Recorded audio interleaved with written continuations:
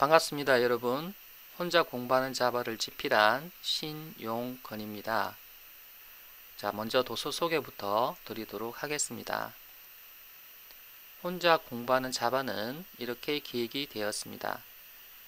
자바를 처음 접하는 분들을 위해 글자보다는 그림 위주의 설명으로 쉽게 읽을 수 있도록 할 것.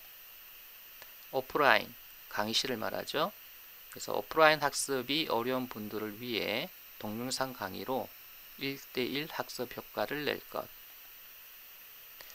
자바의 문법을 제시만 하지 않고 정확한 설명을 해주고 예제를 통해서 익힐 수 있도록 할 것. 책을 빨리 완독해서 성취감을 맛볼 수 있도록 학습 분량을 줄이되 기본적으로 꼭 학습할 내용만 다룰 것. 저자에게 질문을 언제든지 할 수 있고 정확한 답변을 제공받을 수 있도록 할 것. 학습하다 보면 어려운 사항이 많이 있죠. 이해가 안 되는 부분이 있기 때문에 저자에게 직접 질문을 해서 답변을 얻는다는 것은 매우 여러분에게 도움이 될 수 있을 겁니다. 자, 이런 5가지의 기획을 가지고 만든 것이 혼자 공부하는 자바가 되겠습니다. 자, 원고를 집필하고 나서 약 20분 정도의 베타 리더분들에게 검토 의뢰를 한 결과 이와 같은 좋은 의견을 주셨습니다. 혼자 공부하는 자바를 학습할 때 어떻게 학습하면 보다 더 효율적인지에 대해서 설명드리도록 하겠습니다. 학습 길잡이라고 되어 있는데요. 자, 각 절에 보면은 이와 같이 핵심 키워드가 있습니다. 먼저 핵심 키워드를 읽어봐 주시고 이 핵심 키워드는 본문에서 중점적으로 다뤄지는 내용을 이야기를 합니다. 자, 두 번째는 시작하기 전에를 읽어보세요. 이 시작하기 전에는 각 절에서 무엇을 다루고 있다라고 하는 내용을 간략하게 설명하고 있습니다. 물론 시작하기 전에 있는 내용을 다 이해하지 못해도 상관이 없습니다. 본문에서 다시 설명이 자세하게 나오기 때문입니다. 자, 세 번째는 본문을 학습하시다가 여러분이 중요한 내용을 쉽게 넘겨버릴 수 있기 때문에 이와 같이 말풍선이 제공이 되고 있습니다. 그래서 말풍선이 있는 곳은 중요한 부분이니 다시 한번 읽어보시면 좋을 듯 합니다. 자, 네 번째는 직접 여러분이 코드를 작성하는 부분인데요. 그래서 코드를 작성하다가 이해가 되지 않는 부분은 이제 주석을 통해서 그 코드를 이제 이해하실 수 있도록 이제 이렇게 구성이 되어 있습니다. 그래서 주석도 직접 한번 읽어보시고 코드 속에 포함을 시켜보시는 것도 좋을 것 같습니다.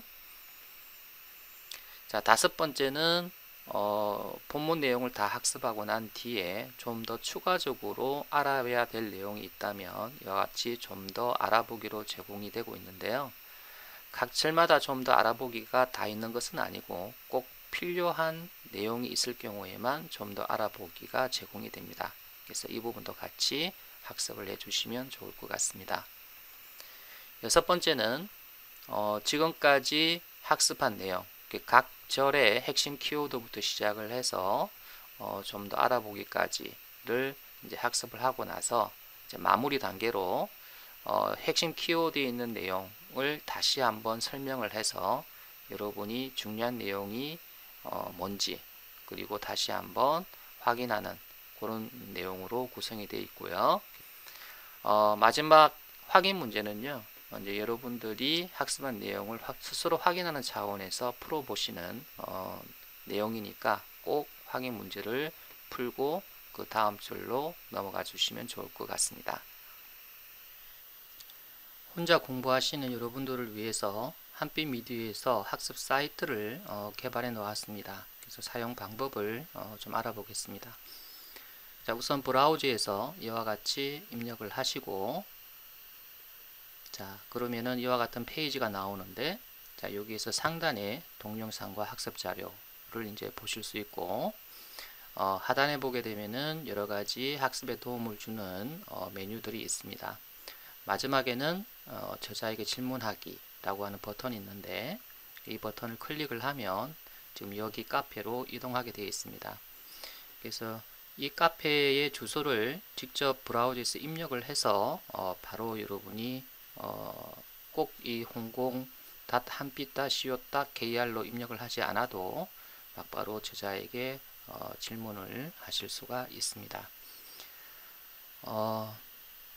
한빛미디어에서는 그 혼자 공부하게 되면은 이제 동기부여라든지 또는 기타 이제 그 지루함 뭐 이런 것들이 있을 수 있기 때문에 같이 공부하자는 뜻에서 홍공학습단이라고 하는 것을 모집을 이제 한다고 되어 있네요. 그래서 다른 사람과 같이 이제 공부를 하게 되면 좀 더 효율이 날 수가 있습니다. 그래서 한빛미디어 홈페이지에서 이렇게 이제 홍공학습단을 모집을 하니까 관심 있으신 분은 참여하시는 것도 좋을 듯 싶습니다.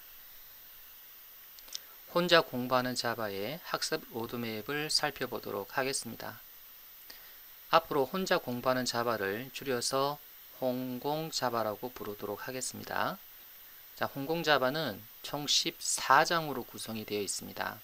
자, 1장에서는 자바란 무엇이고 자바 개발 환경을 구축하기 위해서는 어떻게 해야 되는지를 설명을 하고 있고 2장에서는 이제 데이터를 저장할 변수를 어떻게 선언하고 그 변수에 어떤 데이터가 저장될지 그 타입에 대한 종류를 살펴볼 겁니다.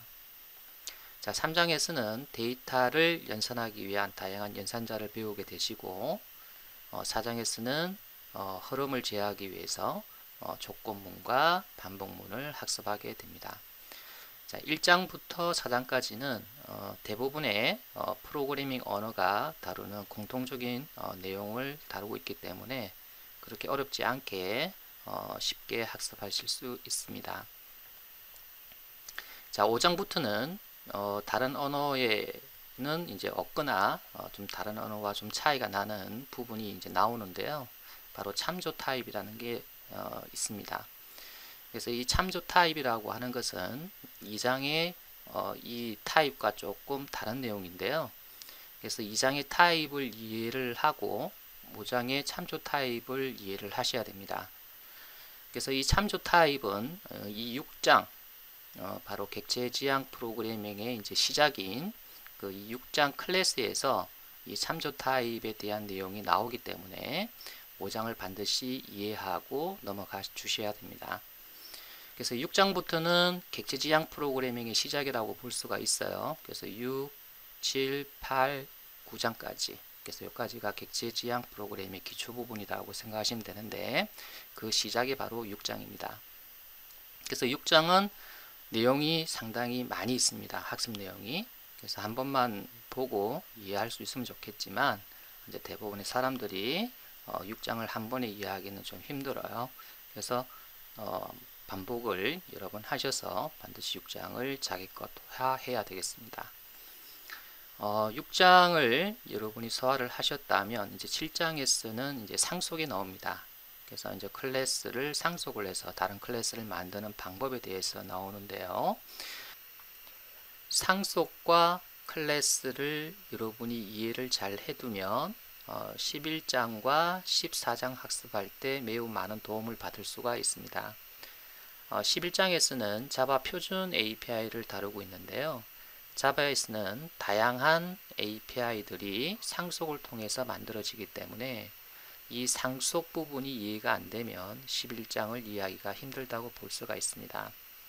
그리고 14장에서도 입출력과 관련된 API도 이 상속을 통해서 만들어지기 때문에 이 클래스와 상속을 제대로 이해만 하게 되면 11장과 14장을 학습할 때는 큰 무리가 없습니다. 자, 상속까지 학습을 하시고 이제 8장에서는 인터페이스에 대해서 이제 학습하시게 되는데요. 자, 이 인터페이스는 매우 중요합니다. 물론 이제 상속과 클래스도 중요하지만 이 인터페이스는 객체 지향 프로그래밍의 특징인 다형성을 구현하기 위한 매우 중요한 기술이기 때문에 이 인터페이스를 모르고는 고급 기능의 객체 지향 프로그램을 개발할 수가 없습니다. 그래서 8장의 인터페이스를 잘 이해를 해 두셔야 되는데, 이 8장에 대한 내용은 12장과 13장에서도 나옵니다. 그래서 이제 12장에서는 여러분이 스레드라고 하는 내용을 학습하게 될 텐데요. 자, 그때 인터페이스 API가 나와요. 그래서 8장을 이해를 잘 해두면 12장을 편하게 학습하실 수 있습니다. 그리고 13장에서도 마찬가지로 인터페이스에 대한 내용이 나옵니다. 그래서 여러분이 8장은 지금 여러분이 11, 12, 13, 14 두루두루 사용되기 때문에 잘 여러분이 익혀두어야 될 부분입니다. 자, 9장은 이제 중첩 클래스와 중첩 인터페이스를 학습하게 됩니다. 그래서 여러분이 클래스와 인터페이스를 잘 학습을 하셨다면 중첩 클래스와 중첩 인터페이스 부분은 어렵지 않게 학습하실 수 있을 겁니다. 자, 그래서 이제 여러분이 6장부터 9장까지를 이제 우리가 이제 객체 지향 프로그램의 아주 기본 내용이라고 이제 볼 수가 있는데요. 처음 한번 학습을 해서 모든 것을 다 이해할 수는 없기 때문에 3번 이상 반복을 하시기를 권합니다. 자, 10장에서는 예외 처리에 대한 내용을 배웁니다. 그래서 프로그램이라고 하는 것이 완벽하지 않기 때문에 그래서 다양한 환경과 또는 사용자의 입력이 잘못되어서 예외가 발생할 수 있기 때문에 그래서 이 예외는 뭐 에러라고 생각하시면 되겠습니다. 지금은 그래서 에러가 발생했을 때 이제 프로그램이 종료가 되지 않고 계속 실행할 수 있도록 하는 방법에 대해서 10장에서 이제 학습하게 됩니다. 자, 11장은 이제 기본 API 클래스를 사용하는 방법에 대해서 이제 설명하고 있습니다. 그래서 여러분이 1장부터 10장까지를 이제 쭉 학습한 이유가 어찌 보면은 기본 API 클래스를 사용하기 위한 방법을 배운 거라고 생각하시면 될 것 같은데요. 자바는 풍부한 라이브러리, 즉 API라고 하는 것을 제공을 하고 있습니다. 그래서 라이브러리 또는 API라고 하는 것은 이미 만들어져 있는 그리고 그것을 가져와서 쓸 수 있는 이런 형태의 인터페이스와 클래스의 모음이라고 볼 수가 있습니다. 그래서 자바는 매우 풍부한 API를 제공하고 있기 때문에 우리가 이제 쉽게 그것들을 가져와서 우리의 프로그램에다가 이용을 할 수가 있는 거죠. 그래서 가장 많이 쓰는 API를 기준으로 해서 몇 가지를 이제 살펴보는 장이 11장이 되겠습니다. 자, 12장에 쓰는 스레드에 대해서 이제 살펴볼 건데요. 자, 우리가 이제 흔히 멀티태스킹, 동시에 여러 가지 작업을 처리하는 그런 프로그램을 이제 개발하고자 한다면 이 12장의 스레드를 학습을 하셔야 됩니다. 자, 13장에서는 자, 어떤 데이터를 효율적으로 저장을 할 필요성이 있을 때, 그래서 이제 우리가 그 프로그램 언어에서는 이제 자료 구조라는 게 이제 있어요. 그래서 이제 이 자료 구조는 뭐냐면 어떻게 자료를 저장해야만이 효율적으로 사용하고 관리할 수 있느냐, 이제 그 부분을 다루고 있는 건데, 그래서 자바에서의 자료 구조는 바로 이 컬렉션 프레임워크에서 제공을 한다고 보면 돼요. 그래서 이제 이 컬렉션 프레임워크에서 여러분이 다양하게 데이터를 저장하는 방법을 이제 배우시게 되고, 데이터를 저장만 하고 끝나는 건 아니겠죠. 데이터를 가져와서 사용을 해야 되는데, 이때 스레드를 이용을 해서 뭐 병렬 처리해서 뭐 이용을 한다든지, 뭐 이때 병렬 처리라고 하는 거는 여러분이 동시에 다양한 데이터를 처리하는 것을 이야기를 해요. 그래서 이제 12장과 13장을 통해서 여러분이 데이터를 효율적으로 처리하고 관리하는 방법에 대해서 학습하게 됩니다. 14장에서는 그 입출력 스트림을 학습하게 되는데요. 그래서 입출력하게 되면은 입력, 출력. 그래서 프로그램에서 데이터를 입력받고 프로그램에서 데이터를 외부로 출력하는 기본적인 방법에 대해서 학습하게 됩니다.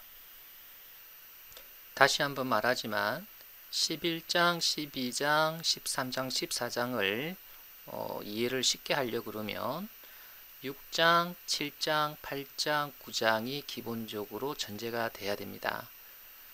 따라서 여러분이 11장부터 14장을 공부할 때 많은 애로사항을 느낀다면 지금 6장부터 9장까지가 학습이 아직 덜 돼 있는 상태라고 볼 수가 있겠습니다.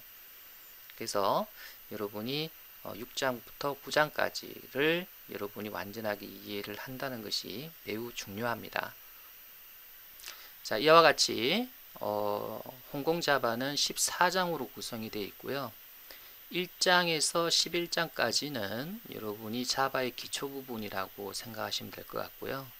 그래서 12장부터 14장까지는 이런 기초를 활용하는 부분이라고 생각하시면 되는데, 자, 홍콩자바에 있는 내용들은 기본적으로 자바 애플리케이션, 자바 프로그램을 개발을 할 때 기본적으로 많이 쓰는 내용만 들어가 있기 때문에 어느 장을 빼고 공부한다라는 것은 아닌 것 같습니다. 그래서 14장까지는 가장 기본적인 내용을 다루고 있기 때문에 모두 다 완벽하게 학습하면 좋겠죠. 그래서 이해할 수 있을 정도로 충분히 복습을 하면서 자기 것화할 수 있도록 해주시면 좋을 것 같습니다.